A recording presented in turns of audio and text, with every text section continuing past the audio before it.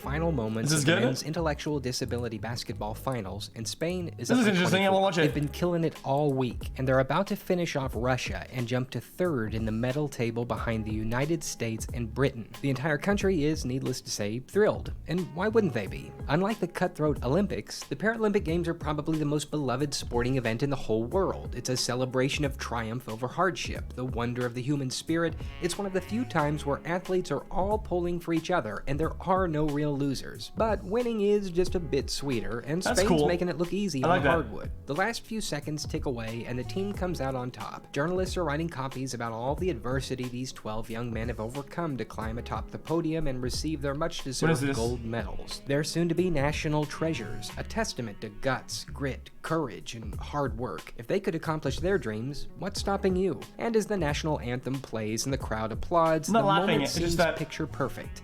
But little did the world know. I'll be Ruben. I'm trying to think about the sports that aren't in the Paralympics, like bobsleigh. Oh, it was a lie. Guys, it's just the chat, dude. All of it. It's just the chat, dude.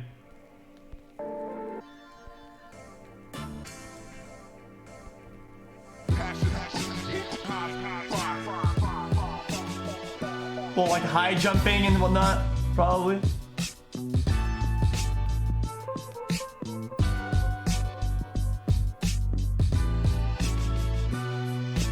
Doping remains a notorious issue for both the Olympic and Paralympic Games, but especially for the latter. It's easy to see why. Due to the very nature of the event, many of the participants are on performance-enhancing drugs to treat physical disabilities, so policing drug abuse during the Games has always been a challenge.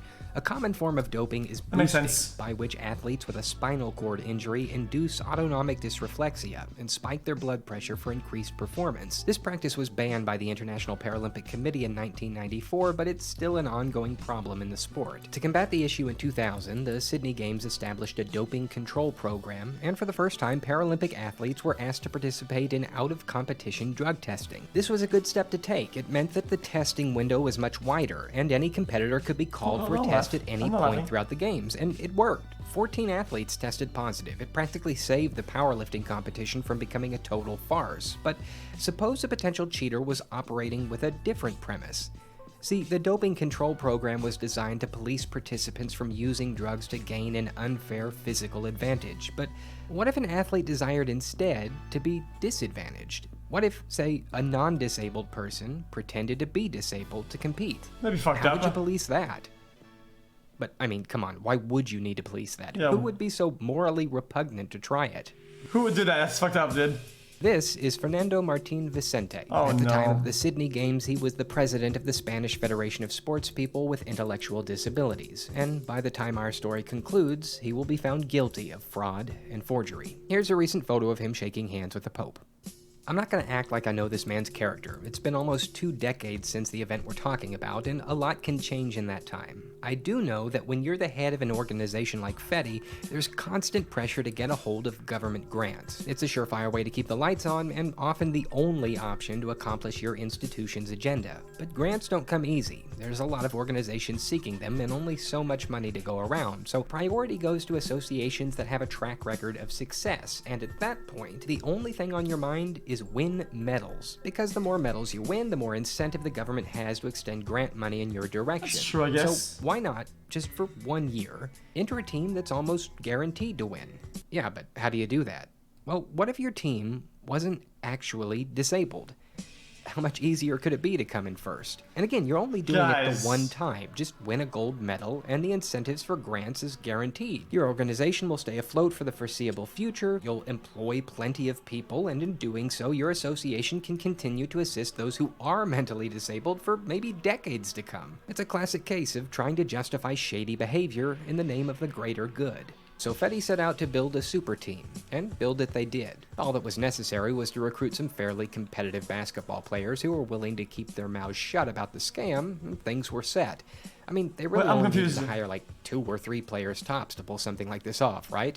I guess 5 if you wanted to stack your side of the court during play, but Spain took it even further. They recruited 10. Guys, I hope that this doesn't come out. Okay, I hope this is not bad. Guys, where are the wheelchairs?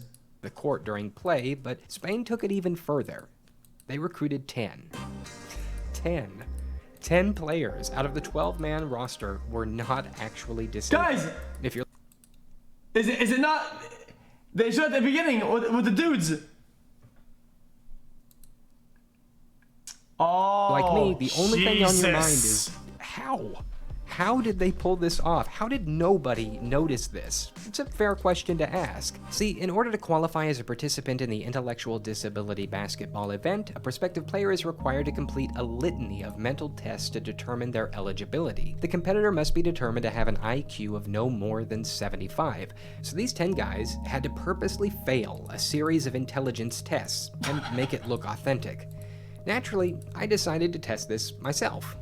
What if I was one of the 10? Could I fake my way through an IQ test into the category of mental disability?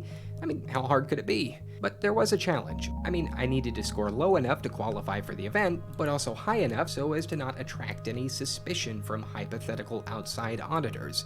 I figured 55 was a good target to aim That sounds for. pretty easy. So a bit about the IQ test. It measures several factors of intelligence like logical reasoning, math skills, language abilities, spatial relations skills, knowledge retained, and the 150 rocks by Titi Boy is just things the whole time reaction. Dude, I tried not to, guys, sticks to the stones, man. I don't deserve it, but bunch of ability them. to solve novel problems. Though it's always had some controversy associated with it, it's still a fairly good way of judging a person's level of intelligence. IQ is also fluid. It changes with age, and in that respect, I was a little nervous. I mean, I hadn't taken a math test in almost a decade. But I'm trying to fail, right? So no worries. The challenge wasn't going to be so Guys, much the truth scoring. is, IQ tests are actually pretty dumb and they don't represent intelligence at all. I don't... Under 75, but scoring over 55. It is incredibly hard to judge that kind of thing. You go into the test blind, and there's no real way of gauging your progress Not, as you you take can't it. really So I think quantify the trick to intelligence. this is like going to be to answer in a way that's close to right, but not quite correct. Does that make sense? Two women start at the same point. They walk in opposite directions for 3 meters, then turn right and walk another 4 meters. How far apart are they? Then turn right. Then turn right. That's 6 meters apart. 6 meters apart. And then they both turn right. 4. Now 8, 6. That's a triangle. Now we need a diagonal. If it's 8 and 6, A2, B2, C2. Then my hypotenuse, what is it? Another 4 meters. How far apart are they? Some Gobelsteins are Five. Pagenters and all Pagenters are Goebbelsens. Are some Gobelsteins definitely Goebbelsens? 5. It's too early for this. Okay. Add the even numbers in this list. 2, 4, 6, 11, 18, 37, 30. Add the even numbers to this list. 2, 4, 6, 11, 18. 8. Is the sum an even number or an odd number? Well, I answered that one right on accident. After about 40 Or minutes of even- deliberation, your boy walked away with an IQ score of 25. Might have undershot that a bit. So sure, I guess technically I wouldn't have had any problems qualifying, but I don't know if such a score would have allayed suspicion either. Another point I should probably make note of here. In the research for this video, I read conflicting reports as to how extensive the testing was for each player on Spain's team. Some claim to have never been tested at all. Some alleged that they purposely scored low on tests issued, and other reports I read stated that all medical forms were forged from an outside source and delivered to officials without any players being made aware at all. But whichever way you take it, the end result was the same. They all managed to slip in with no issues. But every crazy story needs crazy twists, and this one's got a doozy. If this whole thing was a Hollywood movie, the main character would undoubtedly be this guy, Carlos Ribagorda. Seaman was one of the 10 recruited players that was in on the scam, and during the games he helped propel Spain to victory, but a few weeks after the closing ceremony, he sent his medal back to Paralympic headquarters as well as his team kit and the 150 pounds that each Spanish athlete was given for the Sydney trip. Was it a sudden change of heart? Had his conscience finally gotten 150 the for best this of him? Don't count on it. The truth? Carlos Ribagorda was an undercover investigative journalist, and he was blowing the whistle on the whole operation. So details are a little fuzzy about all of this, but here's what we do know. After 2 years of work to successfully infiltrate the ring, Seaman was called up 5 months before the Sydney Games and asked to participate. There were 5 months of training with not a single disabled person in sight. The 2 genuinely disabled players came from outside Madrid. In all that time, the only medical test he was ever subjected to? 6 push-ups, then a blood pressure check. 110/78. That's pretty good. I think I'm good. That's So perfect. they hit the floor in Sydney, and during their first match, the team played so well against their disabled opponents that they were up 30 points by halftime. At that point, their coach told them to slow down and let the other team shoot more, saying allegedly, Lads, move down a gear, or they'll figure out you're not disabled. so they moved down a gear. That's fucked And up, it dude. made no difference. When you've stacked the deck so deeply and so well, how could it? The entire week they cut down team after team after team, and suddenly we're back to the medal ceremony. As the anthem plays, as with That's every so event in the sad, Paralympics, dude. reporters begin to snap Guys, photos of the champion. Guys, they're smurfing against the disabled. And soon those photos are sent to newspapers all over Spain. They're the nation's Paralympic champions, after all. But funny thing about photos, they tend to get seen. When the team's picture appeared on the front page of a popular Madrid sports daily, it didn't take too long for players and coaches in that photo to get recognized. In an online article, the comments section began to be filled with people claiming to know this guy or that guy, how they weren't disabled at all, and the whole scheme began to slowly but surely unravel. Officials caught wind of the brewing storm and advised the players to wear sunglasses, hats, and grow beards so they wouldn't be recognized when the team arrived back home. After the plane touched down, Seaman got off the flight and blew the whistle by publishing one of the most bizarre exclusives of all time. And 2 weeks later, the team was officially disqualified and ordered to return the gold medals. The fallout was so bad that the IPC announced they would officially suspend all events that involved intellectual disabilities.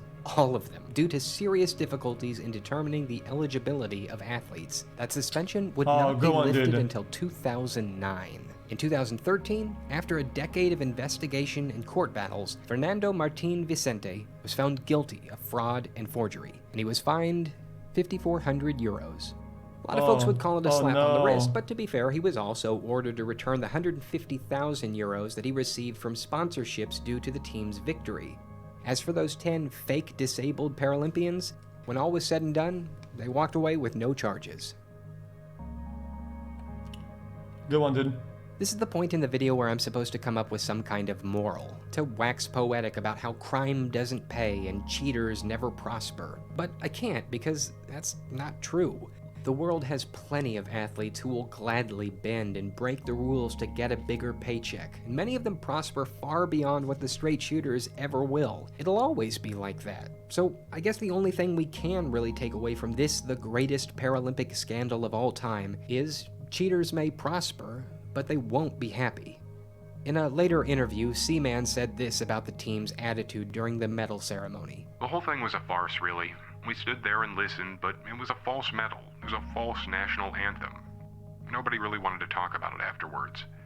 See, that's the saddest thing about all this to me. Winning wasn't enjoyable for the team because the team's victory was a lie. A gold medal shines brightest when it's won fairly and honorably. It's not nearly as satisfying to win when there really was no challenge in the first place, right? And it's not just that they won by dishonest means, it's that they stole the medals from other teams that actually were battling these hard mental disabilities. Guys, they're more pieces of shit, though. They don't care, dude. Paralympians of the opportunity to grab a moment of victory. A moment that many of them sorely needed. Cheat and get away with it, and every prize you receive will feel hollow. Guys, my reasoning, chat, is that if some of these guys had the real competitive fire, they would have tried to compete, or they would strive for real competition. They wouldn't do shit like that. So it's why that I'm pretty sure that them winning that probably fulfill them in some way, because they don't have that fire. Meaningless. Oh, and cheat and get caught, and be prepared to have that stuff stick to you for the rest they're of bottom your of the life. barrel dwellers, Even dude. Carlos Ribagorda, the hero of the story, will have his name forever connected to the events at Sydney, and he was the good guy. How much worse do you think it is to be one of the other 9, or the guy labeled as the mastermind of the whole operation in the end? Was all of this really worth it? In the heat of the moment, it might have seemed so, but at the last, what were they left with? Oh, I take your money too, motherfucker. I'm not disabled. What's wrong with you, man? Yo, I'm not disabled, dude. Guys, I had the IQ test for 127. I'm like top 1%. You are This coconut, it's fucking, dude, it's powered up at the wazoo, dude. you. Ow, my ears, fuck.